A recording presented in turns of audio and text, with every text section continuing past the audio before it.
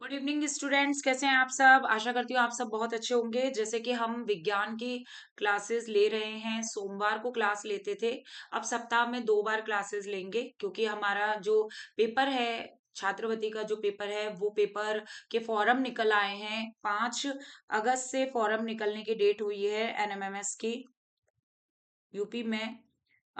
ये यूपी के भाई, ये अलग अलग स्टेट में अलग अलग उसमें कराया जाता है। ये नेशनल राष्ट्रीय आय योजना योग्यता आधारित जो परीक्षा है, इसमें यूपी में फॉर्म निकल आए हैं 5 अगस्त से, और 5 सितंबर तक लास्ट डेट है भरने की। आप सभी अपने कागज तैयार करके और जल्दी से भरना स्टार्ट कीजिए, ज्यादा से ज्यादा संख्या में भरिए।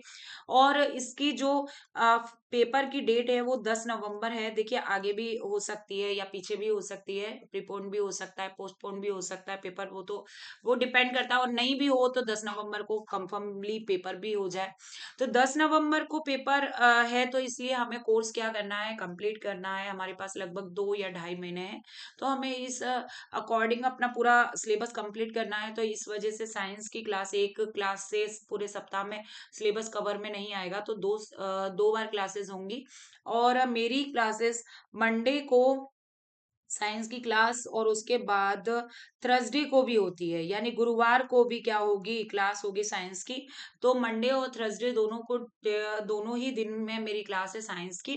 बाकी क्लासेस जैसे मैं लेती हूँ कुछ क्लासेस, जैसे ज्योग्राफी की हो गई, हिस्ट्री की हो गई, हिंदी की हो गई, ये क्लासेस के तो आपको बच्चों चैनल को सब्सक्राइब करना ही पड़ेगा। क्योंकि चैनल सब्सक्राइब करेंगे तो आपको लिंक, जो बेल आइकन को आप दबाएंगे, सब्सक्राइब के बगल में घंटी जैसा आकार आता है, उससे आपको लिंक मतलब नोटिफिकेशन आ जाएगा, कि नोटिफिकेशन आ जाएगा कि कौन सी क्लास डली है। क्योंकि उसका पर्टिकुलर मैं आपको टाइम फिक्स नहीं कर सकती अभी फिलहाल के लिए, क्योंकि कभी कभी जिम्मेदारियां बहुत ज्यादा हो जाती हैं। और मैं ये कह दूं, पहले मैंने यही सोचा था कि टाइम टू टाइम लूंगी, और वो मैंने टाइम बताया भी था, पर वो मेरे सूट नहीं कर पाया। इसलिए बच्चों, उसके लिए तो आपको, पर यह है कि क्लासेस जरूर डल जाएंगी, क्लासेस जरूर डल जाएंगी, एक के बाद एक आती रहेंगी। तो आपको चैनल को सब्सक्राइब करना पड़ेगा, ज्यादा से ज्यादा बच्चों को जोड़ने की कोशिश करिए। भाई, आप मैम को भी थोड़ा सपोर्ट करिए कि ज्यादा से ज्यादा बच्चे जुड़े इससे, और बच्चों का क्या हो, फायदा हो। भाई, बच्चों का फायदा होना सबसे ज्यादा जरूरी है, कि आप सब इससे फायदा लें। कि और कुछ नहीं समझ में आता है जरूर कमेंट करें, मैं सभी की कमेंट का क्या है जवाब देती हूँ। आप पिछली सारी कमेंट्स को उठा सकते हैं, देख सकते हैं, तो मैं कमेंट्स का जवाब जरूर देती हूँ। तो आप है ना, अगर कोई डाउट है या कुछ है तो आप जरूर उसमें लिख दीजिए कमेंट्स में, मैं उसका जवाब दूंगी। तो नेक्स्ट हम जैसे कि हम विज्ञान पढ़ रहे थे, और मैं थोड़ा सा आपको यहाँ पे बताना चाहती हूँ कि विज्ञान को हमने 3 पार्ट्स में बांट के पढ़ा था, रसायन विज्ञान, भौतिक विज्ञान और जीव विज्ञान। और उसमें हम केमिस्ट्री वाला पार्ट पढ़ रहे थे, यानी रसायन विज्ञान वाला। बच्चों देखिए, आपको पता है कि आप छात्रवृत्ति की तैयारी कर रहे हो या कोई और भी चीज की तैयारी, नवोदय से लेके, नवोदय 9th क्लास का जो पेपर होता है उसमें साइंस आती है। आपके सैनिक स्कूल में भर्ती के लिए भी साइंस का पेपर आता है। और और भी जितनी भी कंपटीशन एग्जाम्स जो होते हैं उसमें आते हैं। और हमारा जो कंपटीशन एग्जाम जो होता है वो लेवल टच करता है क्लास 10 तक के, और क्लास 10 तक के लेवल को टच करता है, तो हमें क्लास 10 तक के लेवल को क्या करना है, पढ़ना है। और यही हम कर रहे हैं 6 to 10 तक की, जितना भी लेवल है एनसीईआरटी का, उसके हिसाब से आपको पढ़ा रहे हैं। और उसी के हिसाब से हमने क्या किया है, चैप्टर्स को डिवाइड किया है, चैप्टर्स को बताया है। और इससे काफी सारी चीजें क्या हो जाएंगी आपकी, मतलब स्ट्रांग हो जाएंगी। साइंस में जो पार्ट है, जैसे रसायन विज्ञान का हमने अलग से बांट दिया, भौतिक विज्ञान के चैप्टर्स अलग बांट दिए, और जीव विज्ञान के अलग से बांट दिए, तो आपको अच्छे से समझ में आ जाएगा कि कैसे कैसे हमें पूरा 6 to 10 तक हमने कवर कर लिया है पूरा, इन्हीं इन्हीं चैप्टर्स में। क्योंकि देखिए, छोटी क्लासेस में छोटा होता है, बड़ी क्लासेस में थोड़ा सा और विस्तार से हो जाता है, वो उसे और विस्तार से बढ़ा देते हैं। तो इसी तरीके से मैं 6 से लेके 10 तक जो क्लासेस हैं उसमें मैं आपको पूरा उसी टॉपिक में पूरा समझाऊंगी। तो आपको है ना, थोड़ा सा भी डाउट नहीं रहेगा कि मैम ये छूट गया या ये, अगर कुछ छूटता भी है तो आप कमेंट कर दीजिए, मैं उसमें करा दूंगी आपको नेक्स्ट क्लास में। तो आप समझ गए होंगे। हम जैसे कि रसायन विज्ञान कर रहे हैं, तो रसायन विज्ञान में हमने पहला चैप्टर स्टार्ट कर दिया था, पदार्थ एवं परमाणु की संरचना। पदार्थ एवं परमाणु की संरचना में हम क्या क्या पढ़ चुके थे, तो जिसमें हम पदार्थ के बारे में पढ़ चुके थे। पदार्थ के साथ साथ हमने पदार्थ की अवस्थाएं पढ़ ली थी, या अवस्थाओं के साथ हमने ये पढ़ा था कि पदार्थ का सबसे सूक्ष्मतम भाग परमाणु हो गया, अणु, तत्व, यौगिक हो गया। ये सब हमने पढ़े थे और साथ ही अब हम पढ़ रहे हैं मिश्रण। मिश्रण के बारे में पढ़ रहे हैं, हमने थोड़ा बहुत पढ़ लिया था, फिर भी मैं थोड़ा सा यहाँ पे आपको हल्का सा यहाँ, क्योंकि हम मिश्रण का पृथक्करण पढ़ रहे थे, तो मैं यहाँ पे थोड़ा सा आपको और थोड़ा सा बता देती हूँ कि देखिए, जो हमारा पदार्थ है ना, वो बच्चों, वो पदार्थ भी दो तरीके के इसमें, क्योंकि हम मिश्रण पढ़ेंगे तो दो तरीके से उसमें देखेंगे कि शुद्ध पदार्थ किसे कहते हैं। शुद्ध पदार्थ का भी मिश्रण होता है, शुद्ध और फिर अशुद्ध। तो जो शुद्ध पदार्थ होते हैं वो एक ही प्रकार के अणुओं से मिले होंगे, एक ही प्रकार के जो अणुओं से मिलकर बना होता है, एक ही प्रकार के अणुओं से मिलकर बना होता है, जो अणुओं से मिलकर बना होता है उसे शुद्ध पदार्थ कहते हैं, मिलकर बना होता है। ठीक है। अब इसको है ना, मतलब ये होता है कि इसमें बच्चों की, इसमें कोई भी एकदम मिलावट नहीं है, कोई भी वो नहीं है, कोई अलग से और कोई पदार्थ नहीं है, एक ही पदार्थ का पूरा है। और इसमें एक ही प्रकार के अणु मिले हुए हैं, एक ही प्रकार का आकार है उनका, एक ही प्रकार के मिले हुए हैं, तो उन सभी को हम क्या बोलेंगे, उन सभी को, मतलब उसको, मटेरियल को हम क्या बोलेंगे, शुद्ध बोलेंगे। वो क्या होगा, शुद्ध होगा। और अशुद्ध उसे बोलेंगे जो जिसमें मिलावट हो जाएगी। मिलावट का मतलब यही है कि अलग अलग प्रकार के, यानी कि एक प्रकार के अणु नहीं होंगे, कई प्रकार के जब अणु अणु हो जाते हैं, मतलब कण समझ लीजिए, अणु का मतलब यहाँ पे कण है, जो पदार्थ के कण। तो एक कई प्रकार के कण हो जाते हैं जब पदार्थ के, तो वो अशुद्ध हो जाता है। क्या हो जाता है, अशुद्ध। जैसे कि आपका पानी पानी है, सिर्फ पानी है, तो वो कैसा रहेगा, पानी है। जैसे इसमें इसमें बात करें, हम पानी से बात करें, या ऑक्सीजन ऑक्सीजन है, जो भी है सारी चीजें, तो इसमें एक ही है, एक ही पदार्थ है। और वो सभी, जैसे मैं यहाँ पे बात करूं नमक, नमक की, तो नमक का सूत्र होता है NaCl। तो एक ही पदार्थ है इसमें, नमक ही नमक। तो ये कैसा है, शुद्ध है उस समय। अगर इस नमक में मैं कुछ और पदार्थ मिला दूं, कुछ और पदार्थ, जैसे कि चीनी पीस के जैसे मिला देते हैं, बूरा मिला देते हैं, चीनी पीस के मिला देते हैं, तो वो कैसा हो जाएगा, अशुद्ध हो जाएगा, क्योंकि उसमें मिलावट हो गई। क्या हो गई, मिलावट। जैसे कई लोग करते हैं ना, चावल में कंकड़ मिला के दे देते हैं, तो वो मिलावट हो गई। चावल चावल के कण तो है ही, एक जैसे कण हो गए, पर लेकिन उसके बाद क्या हो गई, अशुद्धियों के वो कंकड़ क्या हो गए, अशुद्धियां हो गई, तो अशुद्ध पदार्थ हो गया। तो इस तरीके से आप समझ गए होंगे शुद्ध पदार्थ और अशुद्ध पदार्थ की बात। और जिसमें हम मिश्रण के दो प्रकार पढ़ चुके थे। मिश्रण क्या है ये मैं आपको बता चुकी हूँ। एक से ज्यादा यौगिक मिले होते हैं, यौगिक यानी पदार्थ। जब एक से ज्यादा क्या है, पदार्थ मिल जाते हैं, तो वो मिश्रण हो जाता है। ठीक है। तो एक से ज्यादा पदार्थ मिल गए, जैसे कि वो द्रव भी हो सकता है, ठोस गैस आपस में जैसे मिल जाते हैं, मिलने की प्रक्रिया। और ये जो पदार्थ होते हैं, जो मिलन, ये ही हम क्या बोलेंगे, मिश्रण कहेंगे इसको। और मिश्रण के जो प्रकार होते हैं ना, वो बच्चों दो प्रकार के होते हैं। सममांगी मिश्रण के बारे में बता चुकी थी, विषमांगी मिश्रण के बारे में बता चुकी थी।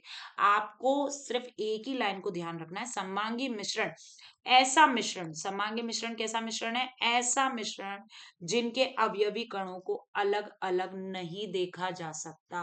यानी आप इनको अलग अलग नहीं देख सकते। आपको ये लाइन का सबसे ज्यादा ध्यान रखना है कि अवयवी कणों को अलग अलग नहीं देखा जा सकता, उसे क्या बोलेंगे, सममांगी मिश्रण। ठीक है। अब ये इसमें कौन कौन से उदाहरण हो सकते हैं, नमक घुल गया है पानी के अंदर, अगर पानी में क्या घोल रहे हैं हम, नमक, तो आप नमक के कण को अलग अलग नहीं देख सकते पानी में, तो ऐसा मिश्रण क्या हो गया, सममांगी। हवा क्या है, वायु क्या है, वायु एक सममांगी मिश्रण है। बात आ गई समझ में। ठीक है। तो सममांगी मिश्रण है, ये आपको उदाहरण भी समझ में आ गया होगा कि नमक और पानी को मिला देते हैं तो एक सममांगी मिश्रण बनता है। चीनी और पानी को मिलाने से भी एक सममांगी मिश्रण बनता है। उसमें आप पहचान नहीं सकते, किसी के कण को अलग अलग नहीं देख सकते। तो अब विषमांगी मिश्रण क्या है, ऐसा मिश्रण, ऐसा मिश्रण जिनके अवयवी कणों को अलग अलग देखा जा सकता है। समझ गए ना, आपको यही लाइन ध्यान रखनी है कि ऐसा मिश्रण जिनके अवयवी कणों को आप अलग अलग देख सकते हैं। उदाहरण में, जैसे कि पानी, पानी में तेल मिला हुआ है, तो पानी तो कहाँ रह जाएगा बच्चों, नीचे रह जाएगा, पानी रह गया नीचे। और तेल हल्का होता है, उसका घनत्व क्या होता है, पानी से कम होता है, तो तेल कहाँ आ जाएगा, ऊपर। तेल कहाँ आ जाएगा, ऊपर। तो ये आप बताइए, ये आपको समझ में आ गया होगा, ये तेल ऊपर आ जाएगा। तो ये है कि ये उदाहरण आपको समझ में आ गया होगा। इसमें पानी पानी नीचे बैठ जाता है, तेल ऊपर आ जाता है, वही है। तो ये कैसा हो गया मिश्रण? विषमांगी मिश्रण हो गया। चावल में कंकड़ मिले होते हैं तो वो भी एक विषमांगी मिश्रण है। आप कंकड़ अलग पहचान सकते हो, चावल अलग पहचान सकते हो, या चावल में दाल मिली हो तो आप पहचान सकते हो। वो विषमांगी मिश्रण जिसको आप अलग से देख सकते हो, उसको क्या बोलेंगे? विषमांगी मिश्रण कह सकते हो। जब वो आप देख सकते हो तो उनको बीन बीन के भी अलग कर सकते हो। तो ये अलग करना यानी आपको अलग अलग पदार्थ प्राप्त करने हैं। कोई पदार्थ क्या करना है? अलग अलग। जैसे कि पानी और अभी तेल है, अभी आप इसमें देखिए कि इसमें पानी और तेल है, तो आपको क्या चाहिए? अलग अलग चाहिए। भाई आपको तेल अलग प्राप्त करना है, पानी अलग प्राप्त करना है। मुझे तेल अलग चाहिए और पानी अलग चाहिए। तो आप क्या करोगे? आप इनको पृथक करोगे, अलग करोगे। और किस विधि से करेंगे? कौन सी विधि? वो ही कहलाती है पृथक्करण की विधि। तो मैं यहाँ पे आपको एक एक करके पृथक्करण की विधि बताने वाली हूँ।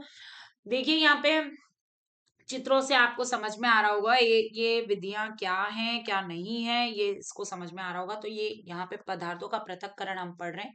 पहली जो विधि है इसमें देखिए, पदार्थ होता कितनी अवस्थाओं में है? 3 अवस्थाओं में।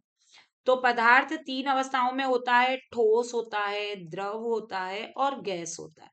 अब ये क्या होते हैं आप भी समझ सकते हैं कि अगर हम पृथक्करण की बात करें कि पदार्थ मिल कैसे जाता है यानी मिश्रण कैसे बन जाता है, तो बच्चों इसमें ठोस में ठोस मिल सकता है। समझ रहे हैं? जो मैं आपको पहले समझा चुकी हूँ, ठोस में ठोस मिला हो।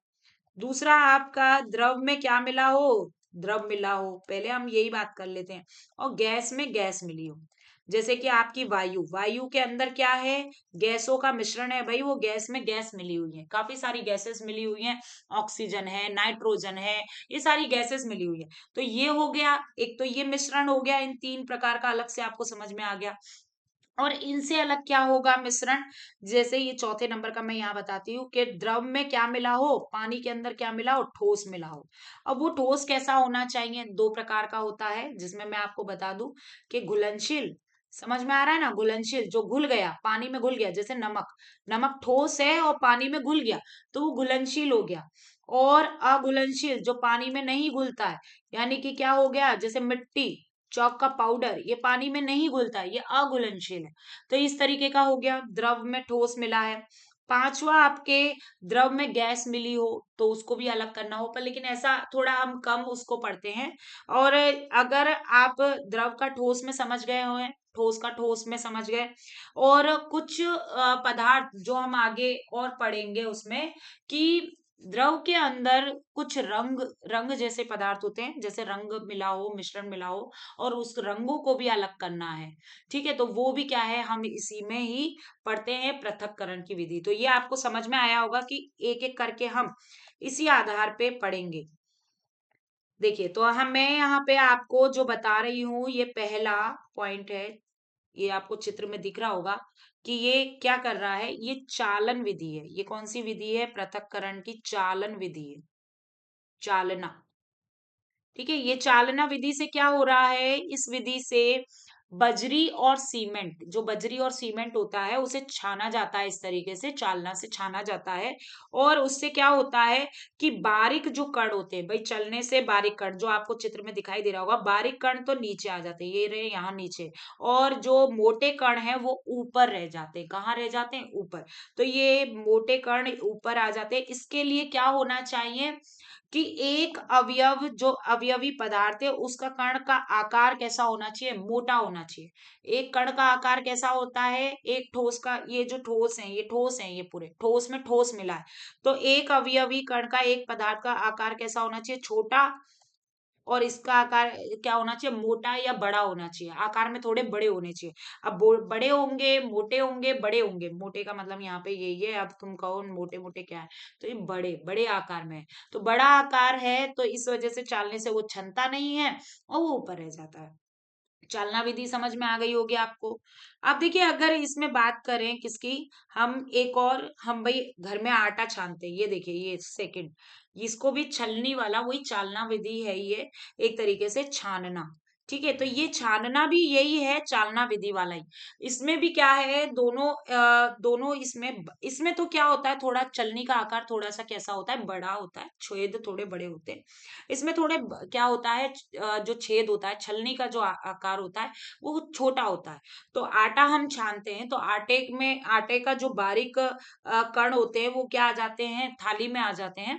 और जो अशुद्धि होती है, जिनका आकार बड़ा होता है, वो कहाँ आ जाता है, ऊपर, मतलब छलनी में रह जाता है। तो ये आपने घरों में किया होगा, आपने देखा भी होगा। तो ये भी एक प्रकार का क्या है, पृथक्करण है। भाई आप गेहूं पिसवाते हैं तो गेहूं में जो ऊपर का छिलका होता है उसमें कुछ दाने मोटे भी रह जाते हैं, कुछ चौकर भी आ जाता है उनका, भाई गेहूं के जो छिलके होते हैं वो भी आ जाते हैं। तो उनको क्या है, उनको कैसे अलग करें, तो उनको ऐसे ही छान के अलग किया जाता है। तो ये, और यहाँ पे आप देखिए ये वाली जो प्रक्रिया है, ये प्रक्रिया थ्रेसिंग प्रक्रिया है। ये क्या है, मैं यहाँ पे आपको इससे बताती हूँ। ये कौन सी प्रक्रिया है, थ्रेसिंग, इसको थ्रेसिंग बोलते हैं। थ्रेसिंग, थ्रेसिंग का मतलब वही है कि अनाज को उसके अनाज की बालियों से अलग करना। ये देखिए आप, ये गेहूं है यानी अनाज है। और ये किसान क्या कर रहा है, इसकी बाली जो पौधा है, पौधे जो गेहूं का पौधा है, उस पौधे को क्या कर रहा है, एक पत्थर पर मार रहा है। बार बार पत्थर पर मारने से क्या है, दाने अलग हो रहे हैं। और जो उसका पौधा है यानी उसकी जो बाल है, वो क्या हो रही है, वो अलग हो रही है। वो बालियां वो जो छिलका है, जो अ, अनाज के ऊपर का जो छिलका है या पौधे का जो हिस्सा है, वो क्या हो रहा है, उस पौधे के हिस्से से अनाज अलग हो रहा है। तो इसको क्रिया को बोलते हैं थ्रेसिंग। जिसे आम भाषा में आप ये समझ लीजिए कि अनाज को उसके पौधे से अलग करने की विधि, यानी उसके पौधे से अलग करने की विधि को थ्रेसिंग कहते हैं। यानी अनाज को अलग प्राप्त करना, उसके भूसे से, उसके चोकर से अलग प्राप्त करने की विधि को हम क्या बोलते हैं, थ्रेसिंग। तो ये आपको समझ में आ गया होगा, थ्रेसिंग विधि। ये आप करते हुए गांव वालों को और उनको देखते होंगे। आजकल थ्रेसिंग की मशीनें आ गई हैं। वो क्या करती है, इसी तरीके से बाल जो होती हैं, गेहूं की जो बालें होती हैं, यानी कि गेहूं का जो पौधा होता है, उसमें से गेहूं के भी अनाज के दो दाने होते हैं, उनको क्या कर देता है, अलग कर देता है। आप देखिए ये आप इसमें देख रहे होंगे, ये क्या कर रहा है, ये जो किसान है, जो ये क्या किया कर रहा है, ये बीन रहा है, ये बीनने की क्रिया है। तो बीनना भी क्या है, एक तरीका का पृथक्करण है। बीनने से क्या होता है, मतलब बीनने से इसमें जो मोटे मोटे कण होते हैं वो क्या कर दिए जाते हैं, अलग अलग कर देते हैं। तो ये बीनना हो रहा है इसमें। अरे अब इधर देखो, इसमें अब ये देखो, कभी कभी गड़बड़ हो जाती है बच्चों, तो थोड़ा सा इसमें आप देखिए। यहाँ पे ये देखिए, ये गेहूं के जो अनाज के दाने हैं, इसमें से क्या किया जा रहा है, अनाज के दानों में से ये कंकड़ों को अलग किया जा रहा है। यानी कंकड़ या फिर कोई और उसमें से अलग किए जाते हैं, अनाज के उसमें से। तो इनको हम कहते हैं बीनना। तो बीनना भी एक तरीके से पृथक्करण की विधि है। नेक्स्ट पे चलते हैं। ये यहाँ पे जो आप देख रहे हैं नेक्स्ट, ये है ओसाना। ओसाना, ये ओसाना विधि है। यहाँ पे ओसाना क्या होता है, यही है अनाज से भूसे को अलग करना। अनाज से कैसे किया जा रहा है, भाई आप भी जानते हो, जो भूसा होता है, भूसा वो कैसा होता है, हल्का होता है। अनाज से कैसा होता है, हल्का। यानी कि एक अवयव कैसा होगा, भारी होगा, और एक अवयव क्या, उसका द्रव्यमान कैसा होगा, मतलब हल्का होगा। तो आप कैसे अलग करोगे, इसी तरीके से फटक कर फटकना, यानी फटकना विधि से भी, या ओसाना विधि से आप क्या कर सकते हो, अलग कर सकते हो। तो ये ओसाना वही है, फटकना यही कि ऊंचाई से ऐसे खड़े हो जाएं। हवा का रुख किस तरफ है, वो हवा इस तरीके से उधर आप उसे बरसाएंगे अनाज को ऊंचाई से, तो क्या हो जाएगा, जो अनाज भारी कण है वो एक जगह पर इकट्ठे हो जाएंगे, और भूसा हवा के प्रभाव से वो दूर जाके गिरेगा। जो आप इस चित्र में देख रहे होंगे आसानी से, इसको बोलते हैं ओसाना विधि। ये यानी कि और फटकना भी एक तरीके से इसी का ही है, सूप द्वारा फटकना। हम फटकते हैं घरों में, मम्मियां और आपने करते हुए देखा होगा फटकते हुए। तो ये फटकना विधि भी इसी ओसाना का ही है, बस ओसाना में हम बरसाते हैं ऊपर से ऊंचाई से, और फटकना वो सूप के द्वारा फटक फटक के हम है ना क्या करते हैं, उसके अंदर जो भी अशुद्धियां होती हैं अनाज के अंदर, हल्की अशुद्धियां, उनको हम अलग कर देते हैं। अब यहाँ पे ये जो विधि है ये ऊर्ध्वपातन विधि है,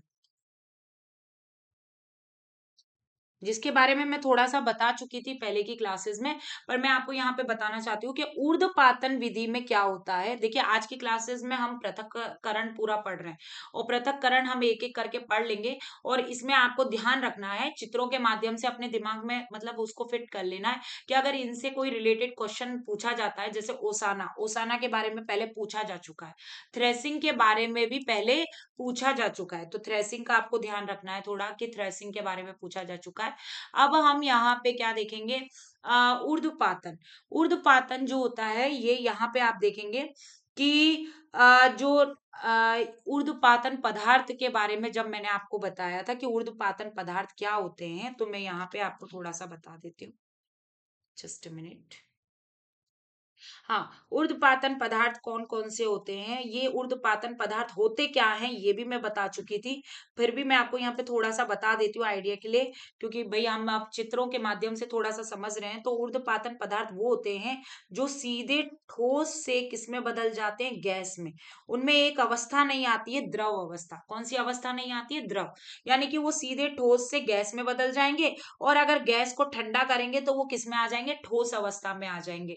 पर लेकिन उनकी एक स्टेज नहीं आएगी, एक अवस्था नहीं आएगी जिसे बोलते हैं द्रव अवस्था। आपको ये समझ में आ गया होगा ऐसे कौन-कौन से पदार्थ होते हैं उत्पादन पदार्थ में। आपका नौसादर, नौसादर, ठीक है, कपूर, कपूर की भी यही सेंस है, नौसादर के उसमें अमोनियम क्लोराइड, ठीक है, कपूर इसी से ही बोलते हैं। तो ये कपूर की गोलियां, नेफ्थलिन की गोलियां, उससे भी हम कपूर की गोलियां बोलते हैं, ठीक है। तो कपूर की गोलियां जैसे गोलियों, आम भाषा में हमारे यहाँ पे तो कपूर की गोलियां ही बोलते हैं, और नेफ्थलिन की गोली बोलते हैं, उन्हें क्या बोलते हैं, नेफ्थलिन। ये आपने देखा होगा कपड़ों में रखी जाती है नेफ्थलिन की गोलियां। ये नेफ्थलिन की गोलियां क्या हैं, विषैली होती हैं, जहरीली होती हैं, और इनसे बच्चों को दूर रहना चाहिए। ये गोलियां अगर आपने जैसे बड़ों के प्रेजेंस में देखना, कपड़ों में रखी जाती है, बड़े लोग रखते हैं, भाई बड़ों से ही रखना चाहिए, बच्चों को दूर रहना चाहिए इन चीजों से। तो ये क्या है कि ये कपड़ों में जैसे रखी जाती है, तो ये धीरे धीरे क्या हो जाती है, कुछ महीने बाद अगर हम देखें तो वो गायब सी हो जाती है, और वो कहाँ जाती है, वो छोटा उनका आकार हो जाता है, छोटी छोटी जैसे गोल आकार की इतनी बड़ी रखी है हमने कपड़ों के अंदर, और वो छोटे से आकार की मिलती है हमें, या तो वो धीरे धीरे उसका आकार कैसे कम हो गया, कहाँ गया, तो वो हवा में क्या हो गया, उड़ गया। ठोस पदार्थ किसमें, वो नेफ्थलीन की गोलियां जो ठोस थी वो किसमें, गैस में बदल गई। अगर हम इसी चीज को अब यहाँ पे उर्ध्वपातन एक विधि में कि अगर कोई ऐसा पदार्थ जो क्या है मिल जाए, तो हम कैसे अलग करेंगे, तो ये यहाँ पे इसको मैं मिटा देती हूँ, आपको ये समझ में आ गया होगा। तो देखिए यहाँ पे चित्र में अगर आप देखेंगे ध्यान से, तो ये आपको चित्र में पता चलेगा कि हमने क्या किया है।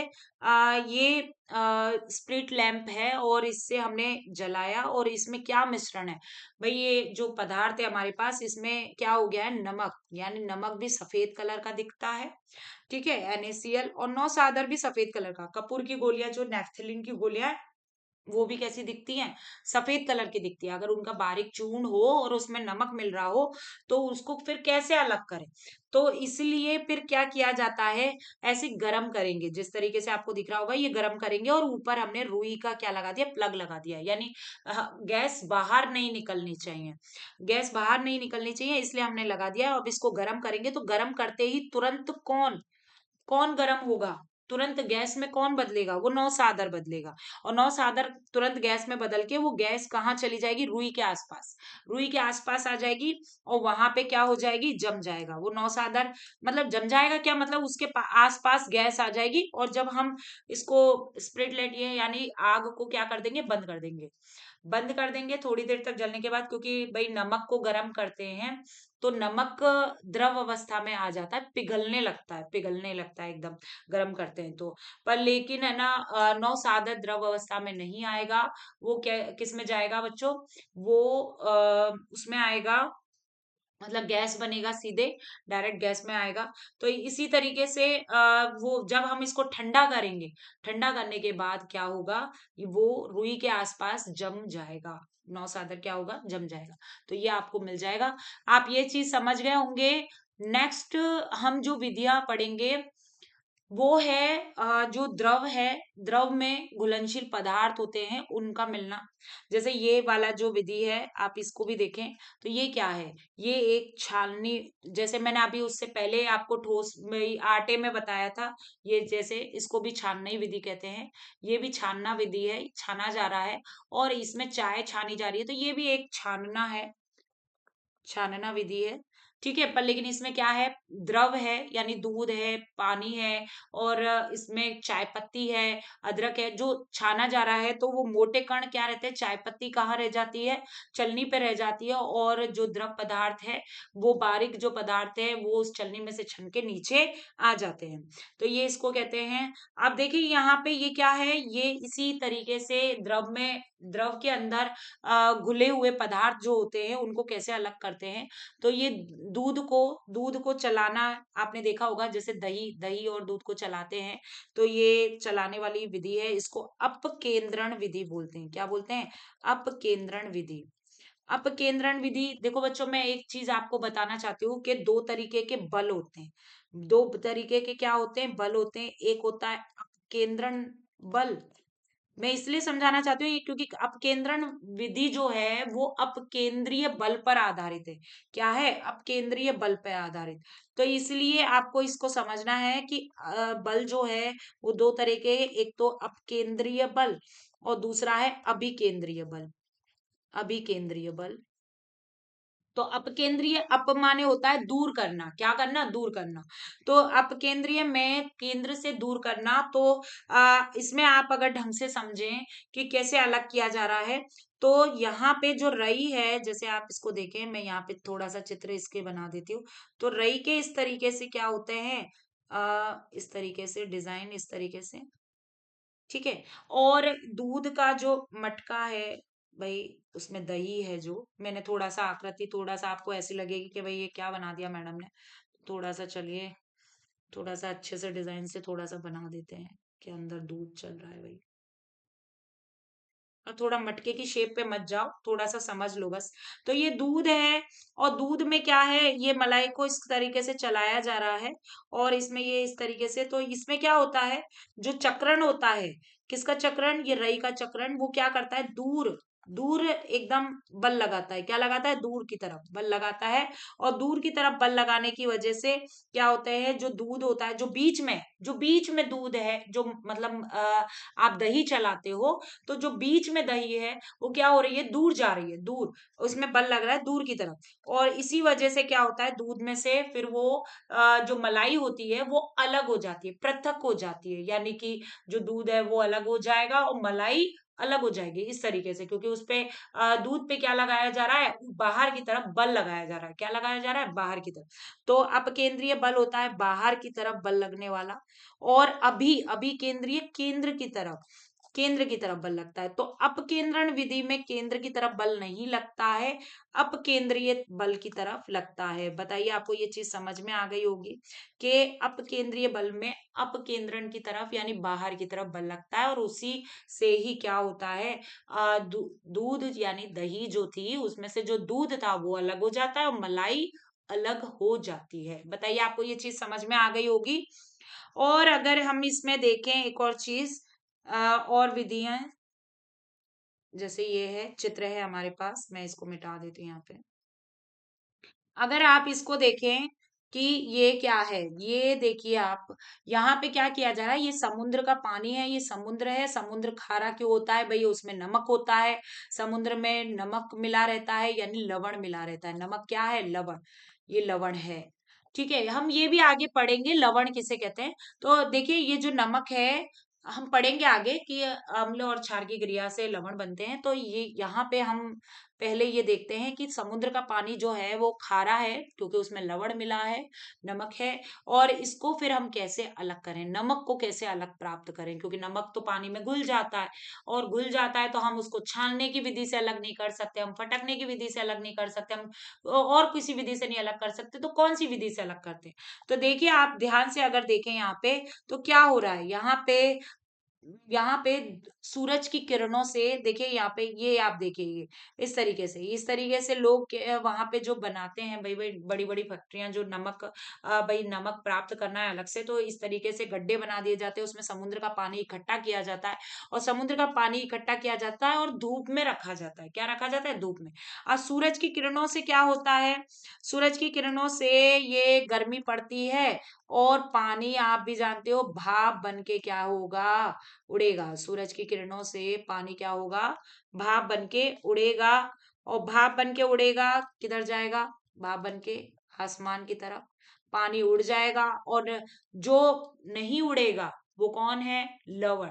यानी पानी, पानी जो है वो उड़ जाएगा। हाइड्रोजन गैस, भाई पानी का सूत्र होता है H2O, और पानी, हाइड्रोजन गैस और ऑक्सीजन गैस अलग अलग होके ये उड़ जाएंगी, भाप में बन के उड़ जाएंगी, और नमक अलग हो जाएगा। बताइए आपको ये चीज समझ में आ गई अच्छे से? और ये आपको नमक अलग प्राप्त हो जाएगा। तो ये इसको ही वाष्पन विधि बोलते हैं, वाष्पन विधि। ठीक है, तो ये वाष्पन विधि है, जिसमें क्या होता है कि हमें पानी को क्या करना है, उड़ाना है दूर। तो ये आपको समझ में आ गई होगी कि ये छठी छानना विधि, सातवीं अपकेंद्रण विधि, और आठवीं वाष्पन विधि। नेक्स्ट जो विधि है वो यहाँ पे आपको दिख रही है कि ये भी थोड़ी वाष्पन से मिलती जुलती है, वाष्पन विधि से। इसको बोलते हैं आसवन विधि। क्या बोलते हैं? आसवन विधि।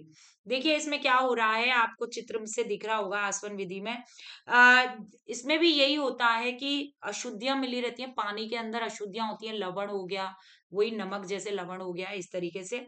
तो अब क्या किया जाएगा भाई, अब सूरज की किरणों के पास तो उस पानी जो अशुद्धियां मिली हुई हैं उसको पृथक करना है। अब सूरज के सामने रखने जाएंगे तो ये थोड़ा हमें क्या है, लेट मिलेगा। तो हम क्या करेंगे, उन्हें गैस पे क्या करेंगे, उसे गर्म करेंगे, पानी को। जैसे ये यहाँ पे आपको चित्र में दिख रहा होगा, गर्म करते हैं तो भाई हमें अलग क्या प्राप्त करना है, उस अशुद्धियों से दूर करके हमें शुद्ध पानी प्राप्त करना है। हमें पानी चाहिए अलग से, साफ पानी। इसमें हमें पानी नहीं प्राप्त कर रहे थे हम वाष्पन विधि में, जो उसमें घुला हुआ था पानी के अंदर, हमें वो चाहिए था, यानी कि लवण चाहिए था। इसमें हमें शुद्ध पानी प्राप्त करना है। आसवन विधि से कैसे करेंगे, तो यहाँ पे ये हम पानी को गर्म करते हैं, गर्म करने से वो भाप बनेगा।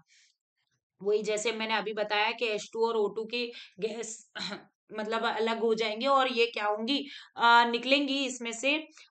ये आ, इसमें से निकल के क्या होता है, ये आप देख रहे होंगे कि ये जो प्लेट लगा दी है, यहाँ पे क्या लगा दी है, प्लेट लगा दी है, और इस प्लेट के ऊपर बर्फ है, ये बर्फ यानी ठंडा। यानी तुरंत इस पे जैसे ही गैस यानी पानी की जो भाप पड़ेगी वो क्या हो जाएगी, ठंडी हो जाएगी। आपने अपने घरों में देखा होगा, सब्जी बनती है, खाना पकता है, या पानी हम उबालते हैं, गर्म करते हैं, तो पानी उबल जाता है, 100 डिग्री सेल्सियस पे उबलता है, और उबल के वो भाप में परिणित होता है, यानी गैस बनता है। और जैसे ही वो गैस है ना प्लेट के ऊपर पड़ती है, तो वो ठंडी हो जाती है, और पानी की बूंदें चारों तरफ उस प्लेट के जम जाती है। इस तरीके से आपने घटना देखी होगी। वही सेम सेम ये चीज है। तो पानी प्लेट पे जैसे ही गैस आई, तो वो क्या हो गई, ठंडी हो गई, और ठंडी हो गई तो वो गैस किस में बदल गई, पानी में बदल गई। किस में बदल गई? पानी में। और पानी में जब जल में बदल गई, तो इसको हमने पानी को क्या कर लिया, अलग बर्तन में इकट्ठा कर लिया। ये जो पानी है ये शुद्ध पानी है, ये जो हमने इकट्ठा किया है ये एक शुद्ध पानी है। और ये शुद्ध जल को हम आंसू जल कहते हैं। क्या कहते हैं? डिस्टिल वाटर, यानी आंसू जल। ये शुद्ध पानी है। और पानी भी ऐसे ही गर्म करके उबाल के उसे पीना चाहिए, ये कहा जाता है। तो आपको इस बात का ध्यान रखना है कि हम एक अच्छा साफ पानी पिएंगे, गर्म करके उसको पिएंगे इस तरीके से।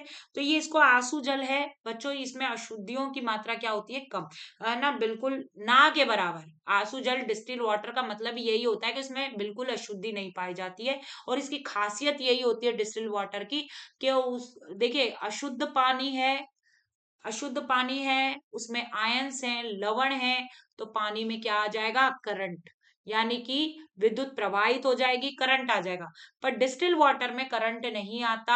आंसू जल में करंट विद्युत ने मतलब करंट नहीं आता। क्यों नहीं आता करंट? उसका कारण ही यही है कि भाई हाइड्रोजन गैस और ऑक्सीजन गैस गैस में बदलते हैं, वो आयंस नहीं बदलते, वो आयंस में नहीं परिणित होते हैं।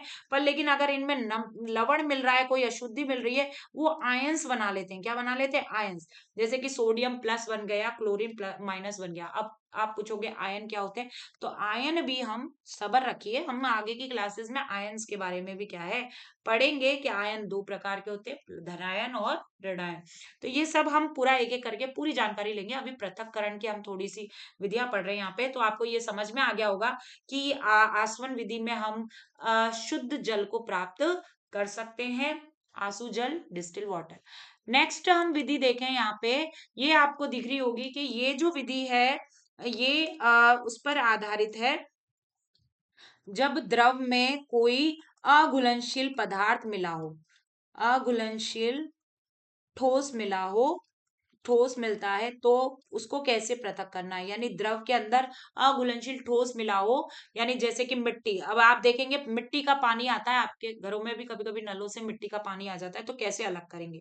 तो ये आप यहाँ पे देखेंगे कि ये जो पानी है, ये पानी में क्या है, मिट्टी मिल रही है। आप इसको थोड़ी देर क्या करेंगे, रख देंगे।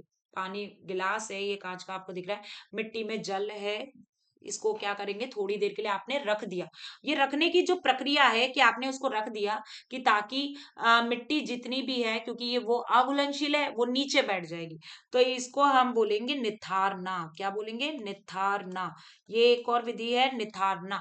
और फिर आप इसको क्या करेंगे, इसको क्या अलग, घुली जो मिट्टी है, घुलित जो पदार्थ है भाई नीचे बैठ गई है। अब आप इसको दूसरे गिलास में, पानी पानी ऊपर आ जाएगा, मिट्टी भारी है वो नीचे रह जाएगी।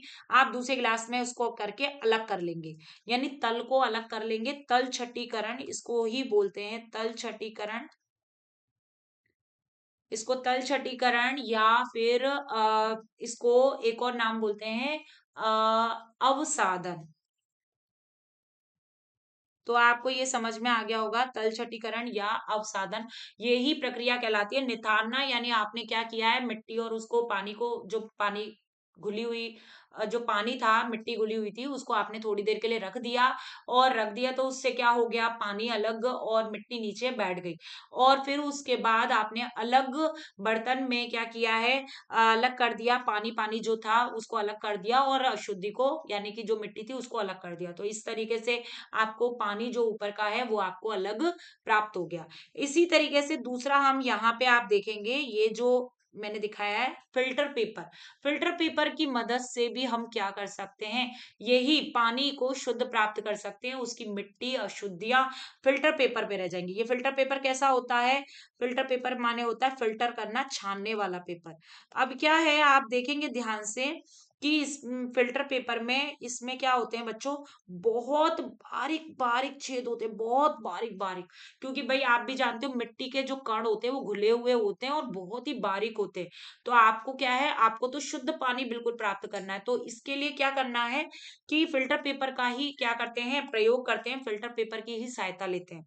तो यहाँ पे आप देखेंगे गौर से कि फिल्टर पेपर है, ये देख रहे हैं आप, इसमें बारीक बारीक छेद होते हैं। उसको आपने कीप, ये कीप है, फलन फलन यानी कीप है, इसको फलन भी बोलते हैं, कीप को।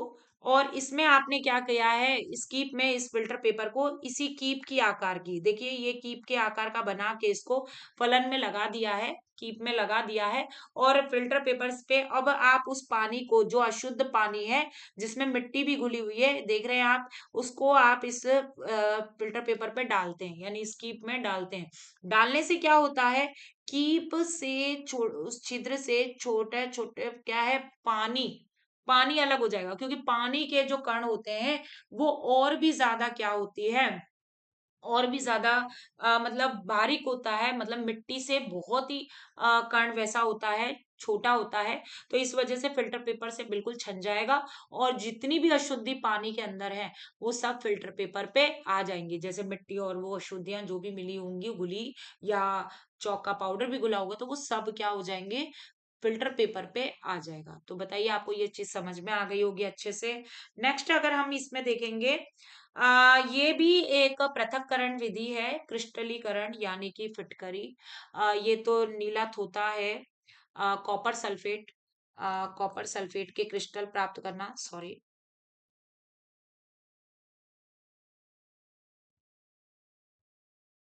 हम्म कॉपर सल्फेट के क्या प्राप्त करना, क्रिस्टल प्राप्त करना। अगर पानी में देखिए, आप पानी में अगर इस तरीके से नीला तोता यानी कॉपर सल्फेट मिला हो, तो आप थोड़ी देर क्या कर दें, उसे रख दें। जैसे कि इसमें देखिए, यहाँ पे आप देख रहे होंगे कि ये कॉपर सल्फेट पानी में मिला हुआ है और पानी को गर्म किया जा रहा है, ये कॉपर सल्फेट है।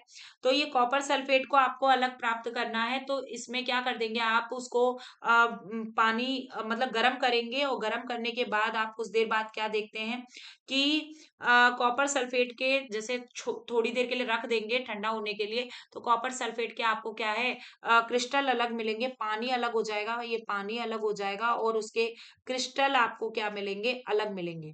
यानी कि पानी में अगर कॉपर सल्फेट घुल गया है, तो आप क्या करें, उसे थोड़ी देर रख दें, तो क्रिस्टल बन जाएंगे। किसके क्रिस्टल बन जाएंगे, कॉपर सल्फेट के क्रिस्टल। तो क्रिस्टल ये इससे हम क्या है, जरूरी नहीं है कॉपर सल्फेट के, हम फिटकरी, फिटकरी भी आपने देखी होगी कि फिटकरी पानी में घुल जाती है और वो एकदम पानी के रंग से मैच हो जाती है, पता ही नहीं चलता है कि अब फिटकरी को कैसे अलग करें पानी से। तो वही है, थोड़ी देर के लिए पानी को रख दिया जाता है और फिटकरी के मतलब कम टेम्परेचर पे फिटकरी क्या हो जाती है, मतलब क्रिस्टल में बदल जाती है। वो एक सफेद सी परत ऊपर जम जाएगी, उसको अलग कर लें और अलग करके उसको प्राप्त करें, तो वो फिटकरी के क्रिस्टल प्राप्त होंगे। हमें क्या प्राप्त होंगे, फिटकरी के क्रिस्टल। अब अगर हम देखिए, ये विधि भी हमने पढ़ ली है। नेक्स्ट हमारी जो पृथक्करण की विधि है, इस पे आए हम। तो ये देखिए, हमारी कुछ विधि और रह गई हैं, 3 विधियां और रह गई हैं, मैं इसको भी थोड़ा सा आपको समझा दूं। तो देखेंगे आप इसमें कि द्रव में द्रव मिला हुआ है, पर द्रव में क्या मिला है, द्रव। और कैसा द्रव है, एक द्रव का घनत्व क्या होना चाहिए, दूसरे द्रव से कम होना चाहिए। जैसे कि तेल है, हमने यहाँ पे क्या लिया है, एक द्रव तो तेल लिया है और एक पानी लिया है। अब पानी का घनत्व ज्यादा होता है तो वो नीचे नीचे बैठ जाता है, ये नीचे आ जाता है, देख रहे हैं आप, नीचे आ जाता है। और ऑयल जो है, तेल, वो क्या है, हल्का है तो वो ऊपर रहता है। तो आप इसमें क्या लेंगे, सेपरेटिंग फनल यानी एक कीप की सहायता लेंगे, पृथक्करण वाली जो कीप होती है उसकी सहायता लेंगे। और उससे आप क्या करेंगे, यहाँ पे ये रॉड देख रहे हैं, यहाँ पे डॉट लगा हुआ है यानी कि ये बंद है। जैसे ही आप हल्का सा खोलेंगे तो यहाँ से बूंद बूंद करके पानी अलग हो जाएगा। और जैसे ही तेल तेल आएगा जैसे ही किनारे पे, तो हम तुरंत उसको बंद कर देंगे। बंद कर देंगे तो क्या होगा, तेल कीप में रह जाएगा, सेपरेटिंग फनल यानी कि पृथक्करण जो कीप है उसमें रह जाएगा और पानी नीचे आ जाएगा। तो बताइए, ये आपको समझ में आ गया होगा पृथक्करण का ये विधि। इसको बोलते हैं पृथक्करण कीप द्वारा अलग करना। ठीक है, ये जो पृथक्करण कीप है, इससे क्या कर देंगे, अलग कर देंगे। अब ये जो नेक्स्ट जो विधि है, चुंबकीय पृथक्करण विधि है। इसमें क्या है, आप भी जानते हैं कि अशुद्धियां हैं काफी सारी। लकड़ी का बुरादा, जैसे ये समझ लीजिए लकड़ी का बुरादा, लकड़ी के बुरादे में क्या मिल गई है, लोहे की छिलन। लोहे की क्या मिल गई है, लोहे की छिलन मिल गई है। अब आपको लकड़ी का बुरादा भी अलग करना है, लोहे की छिलन भी अलग करनी है, कैसे अलग करें। अब ये इसी तरीके से, तो ये यहाँ पे आप देख रहे होंगे, इसी को इस तरीके से यहाँ से उसको डाला जाता है, लकड़ी का बुरादा और लोहे की छिलन को डाला जाता है। और डालने पर क्या होता है, ये भाई यहाँ पे क्या लगी है, ये यहाँ पे चुंबक की बेल्ट लगी है। चुंबक की इस तरीके से बेल्ट, इस तरीके से। तो इस तरीके से चुंबक से आकर्षित होके, वो बेल्ट से आकर्षित होके लोहे की जितने भी हैं वो कहाँ गिरेंगे, वो नीचे की दूसरी साइड में गिरेंगे। क्योंकि भाई इधर से आकर्षित हुए हैं वो चुंबक से, तो वो चुंबक के साथ ही चले जाएंगे और अचुंबकीय पदार्थ पहले गिर जाएगा। वो क्या हो जाएगा, एक जगह पर पहले गिर जाएगा, जो आपको इसमें दिख रहा होगा। यानी कि चुंबक आपका लकड़ी का बुरादा है और उसमें लोहे की छिलन मिली है, आप चुंबक चारों तरफ घुमा दें तो वो लोहे की छिलन उससे चिपक जाएगी। आप समझ रहे हैं, तो चुंबक के पदार्थ तब भी अलग हो जाता है। पर एकदम बारीक पिसे हो और आपको पता ही नहीं चल रहा कैसे करें, तो इस तरीके से कर सकते हैं। जो मैंने ये पट्टी आपको बताई, ये चुंबकीय पट्टी है, और चुंबकीय पट्टी से कौन चिपकेगा, आप भी जानते हैं, चुंबकीय पदार्थ चिपकेगा, लोहा चिपकेगा। लोहा चिपक जाएगा तो वो लोहा क्या होगा, इधर से नीचे तक आएगा। आएगा कि नहीं आएगा, क्योंकि भाई चुंबकीय रबड़ पे घूम रहा है वो, तो आएगा, नीचे तक आएगा, और वो वहां पे अलग प्राप्त कर लिया जाएगा, पृथक कर लिया जाएगा, और वो लकड़ी का बुरादा एक अलग गिरेगा। ये मैं आशा करती हूँ ये आपको अच्छे से समझ में आ गया होगा, चुंबकीय पृथक्करण विधि। ठीक है, कमेंट भी करते रहिएगा कि आपको ये समझ में आ गया है। नेक्स्ट और लास्ट पृथक्करण जो है वो रंगों का पृथक्करण है। भाई जैसे कि सूरज के प्रकाश की किरण सफेद रंग की होती है, पर लेकिन उसमें कितने रंग होते हैं, 7 रंग होते हैं, स्पेक्ट्रम में 7 रंग होते हैं। इसी तरीके से रंग होते हैं, रंग दो प्रकार के होते हैं, प्राथमिक रंग और द्वितीयक रंग। प्राथमिक रंग अपने ही रंग से बना है, वो अकेला रंग है, वो अकेला है, वो किसी रंग से मिलकर नहीं बना है, प्राथमिक रंग।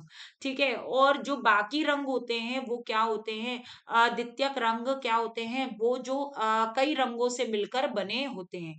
तो आप यहाँ पे ये देख रहे होंगे, इसको क्रोमेटोग्राफी कहते हैं। ये विधि क्या है, ग्राफी विधि है।